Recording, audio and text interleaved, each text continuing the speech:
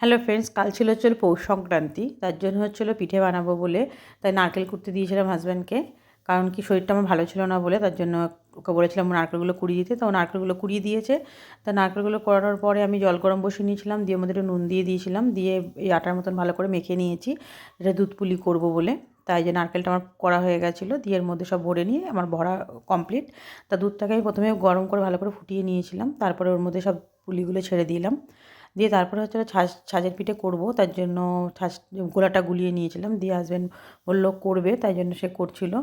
তা এক এক করে সব ভালো করে তেল মাখিয়ে নিয়ে ব্যাটারটার মধ্যে দিয়ে দিয়েছিল। তারপরে না হওয়া অবধিও আগেই উল্টে দিয়েছিল বলে ঠিকঠাকভাবে অতটা ভালোভাবে হয়নি। তারপরে পারলো না বলে আমাকেই আবার করতে হলো। তা আমি আবার সব কিছু সব কটা করে নিলাম। তারপরে পাটিসাপটা করবো বলে, তাই জন্য পাটিসাপটার ব্যাটারটা গুলিয়ে নিয়ে পাটিসাপটাটা করে নিলাম। তা ভিডিওটা কার কার ভালো লাগলো জানিও।